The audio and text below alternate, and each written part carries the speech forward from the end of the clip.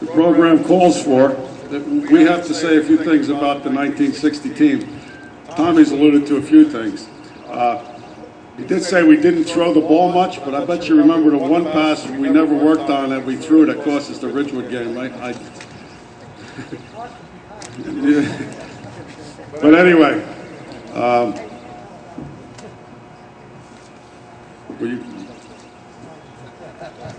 I'm not going to talk about much because I get to talk about a lot here. But again, it was a great year for us. The old Lakeland Conference.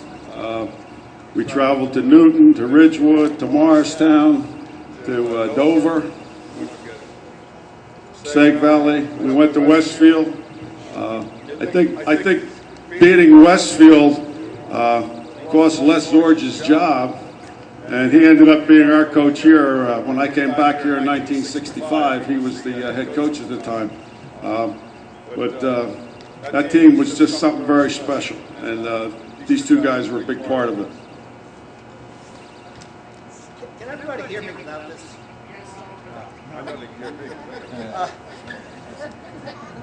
You have to remember the times during that period of time. The two large companies that employed hundreds and hundreds of people were centered in the town of Butler. Therefore, everyone for miles and miles around would come to either the soft rubber or the hard rubber company to work.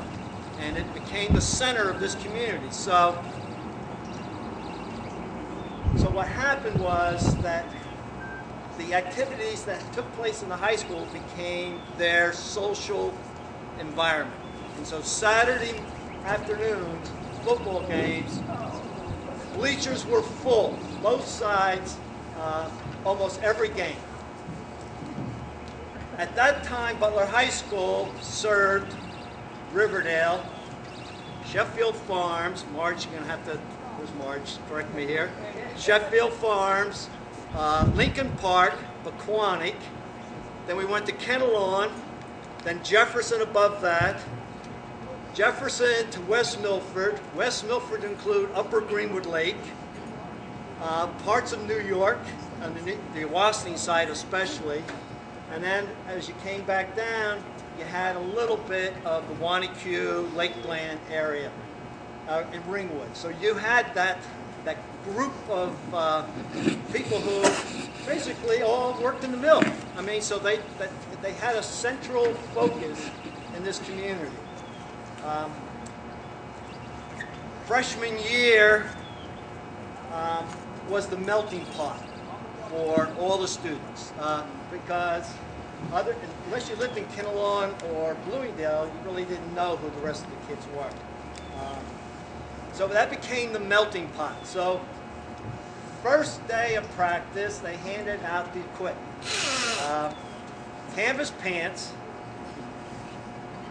would leave little pockets in them where you had to put these, whatever these things were, they were pads. If you want to call them pads, they had to go into the little canvas pants. We had cotton jerseys that were jerseys of the varsity, probably a number, they were blue with huge yellow lettering on the face of them. And then if you were lucky, you got a helmet. Poor B.J. Maloney, who was the only one on our team that still had a leather helmet.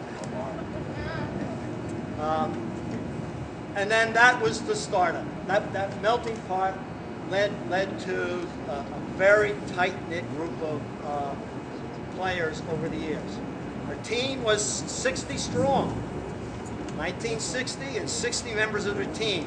It's amazing to see a squad that large that was coached only by 4 coaches at the time. The 1960 season, 214 offensive points to 51 of the opponents.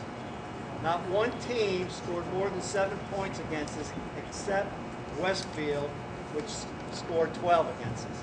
So if I want to talk about a team versatility, We had a great offensive team, but we had equally as strong defensive team. To hold your opponents down to 51 points, 9-game season. Lakeland champs, Morris County state champs, Morris County champs, and we missed the state by 2 points being the state champs. Then they only chose 4 teams to be state recognized. So, to the 60 team, I top my hat to you. That was a great team.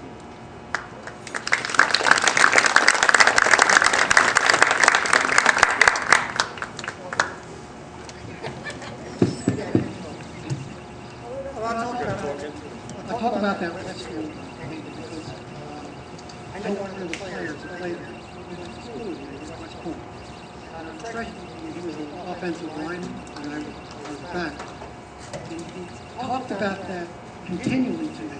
He said, the coach practiced us, belt session the entire week.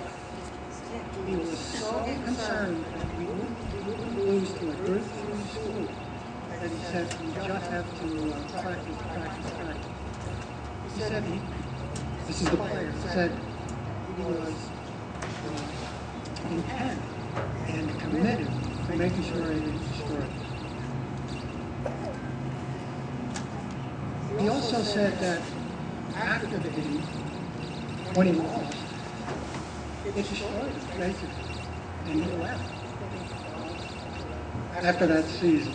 So it was pretty important, and Westfield was picked the Group 4 school in the state at the time. So we played up. We played a lot of Group 4 schools. We played Ridgewood. We'll talk about the 6-6 tie here in a minute. We played Ridgewood, Morristown, Westfield. We kind of played them sometimes back to back, which wasn't always easy. We'll talk about the Ridgewood game. We tied 6-6, only blemish on the record, and undefeated. We played them here. I won't comment on the 6-6 tie offensively, but I will talk about the defense. Jim mentioned the defense. We held Ridgewood 3 or 4 times on the goal line. It was unbelievable. And we have pictures, I don't know if they still exist, of probably 9 of the 11 defensive people all tackling one player on the goal line. It was great. And to get this back to the comments I made about that team, about each player committed to each other and had the desire to win and protect each other. So Bob, that was kind of all I wanted to say. I enjoyed playing with you. Thanks for the 132, whatever it was called. I remember that.